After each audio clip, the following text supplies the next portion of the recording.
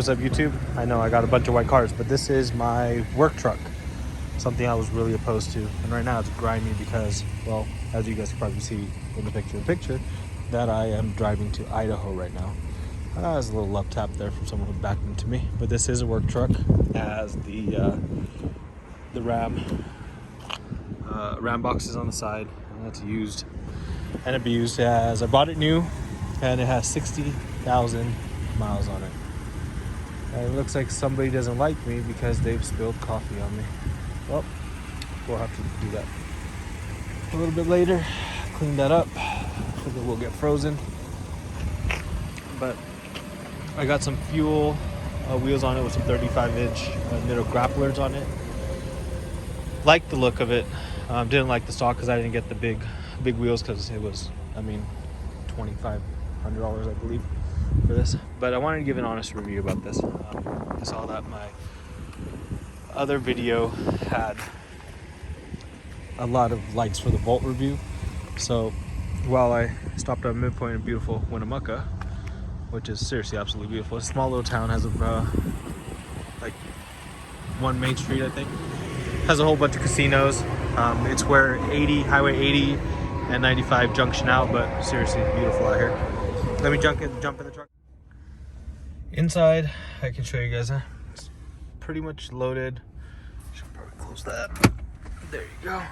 I'm using this right now to make the road trip YouTube video, and that's my normal mount. I can hook up an iPad if I need to, look into anything. And yeah, this car has 63,000 miles on it, which I have put on myself. It has basically every option except for the mild hybrid system. I opted for the towing package and the off-road package, which has the axle lock and the 12,000 pounds towing capacity.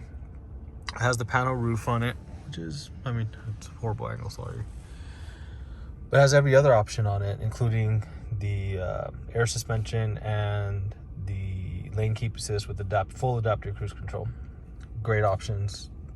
I think I said this in my previous video with the Volt, that adaptive cruise control really for anybody commuting should be full adaptive cruise control should be one of the first things that they look at. If you wanted to go ahead and do this on the Laramie, I think you can option it out all the way up to without the air suspension, which is also a great option. I think the Laramie Sports will look great.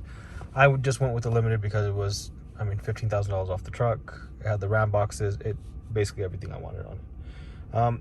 That's a gimmick, that 12-inch screen. It's nice. One good thing that Dodge did was we have physical buttons for everything that we're going to really use, and you can sort these the way you need to. You can go to U apps, and let's say if I wanted the Wi-Fi hotspot, I just hold it and I could bring it down here and I could replace it with one of these right here.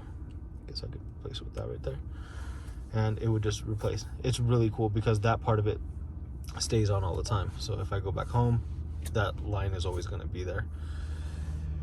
One thing that I don't like about this, and I wish it was an option, is this has that eco, the MSD, where it turns I think it's called MSD, where it does the cylinder deactivation to go into 4-cylinder mode if it's, I think it's under like 70 miles an hour and it's cruising.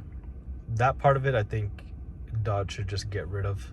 I understand they got to meet emissions, but the horror stories that I read about that online, about uneven wear on camshafts, I'm very lucky because I barely ever turns on for me.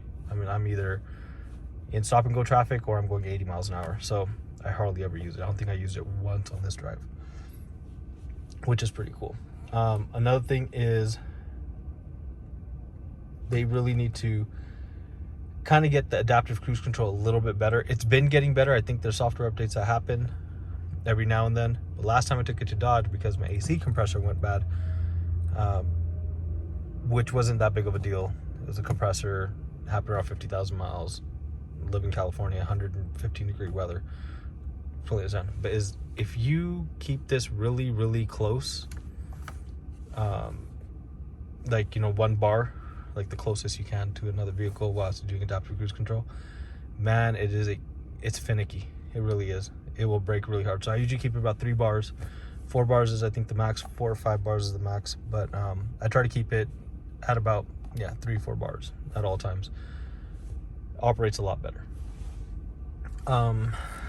What else was with this truck? Oh, interior quality. This is, excuse the mess, but this, the center console having a whole bunch of storage, this having a whole bunch of storage, there's storage everywhere. You can see from here, storage there, there's storage under there, there's storage there, there's storage in the glove box. This whole thing slides back, there's storage there, there's storage here, there's extra cup holders back here. Storage on this truck, even there's a little cubby up here with a power outlet. Like if you had a dash cam or whatever, you can hook that up right there. It's pretty cool.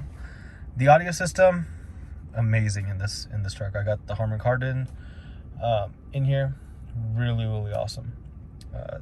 The only drawback to interior features would really honestly be just the screen.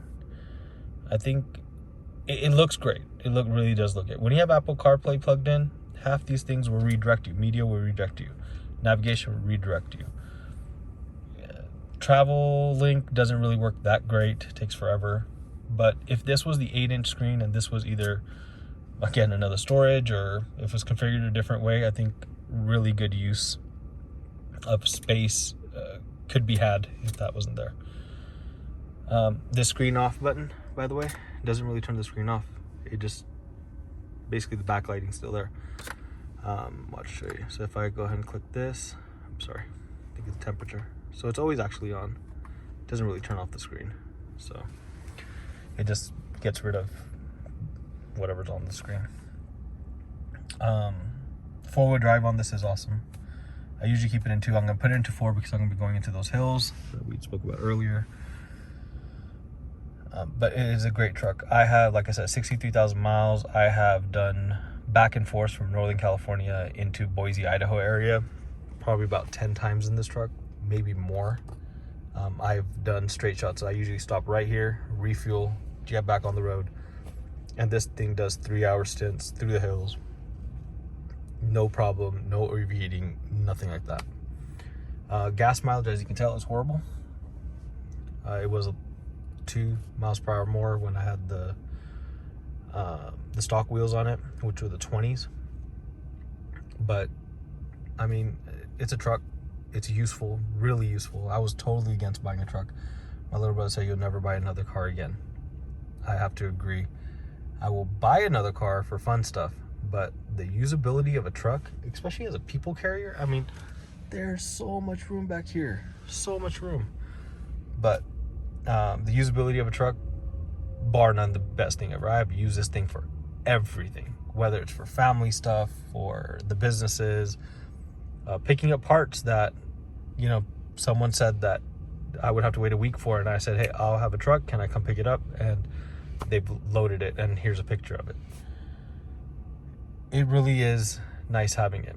I was looking at the Denali in comparison to this, but the Doug DeMuro video, when he said you can kill some miles in this, watch that video. It's when the 2019 came. It's a gray one he's reviewing, gray limited he's reviewing. He said you could kill some miles in this truck. He wasn't kidding. This truck is smooth. Even with the 35s, it is smooth. I can put on Distronic, and on 80 I can just cruise, not a problem. I don't get fatigued. When in a car I used to get fatigued a lot. But going back, I was gonna buy a Denali. I didn't buy the Denali because of 2 things. 1, no adaptive cruise control. 2, they were just about to change the shape and the interior was horrendous. Did not think that a car that cost that much, or a truck that cost that much, that looks so nice on the outside. I did have air suspension, but it had the magnetic ride. I just don't get how Ram can do this and they can't. I'm a fan of the LS base engines. Like, hey, it's a great platform. I would rather have that than the Hemi. But overall comfort, interior design, I mean, this is controversial, but look at how much room it saves. Anyone looking to buy a 5th gen Ram, I would say do it. Whether it is the Laramie Sport, the Limited, the Bighorn, whatever one.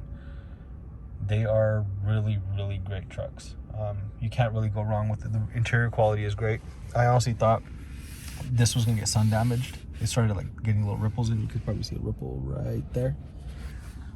It was kind of getting little ripples. All I did was condition the leather and back to normal. Same thing with the steering wheel. It started getting these little itty bitty ripples from where I was gripping it, and a little bit of conditioner, left it overnight, came back, cleaned it up, it soaked it up. It's nice. It doesn't feel worn down.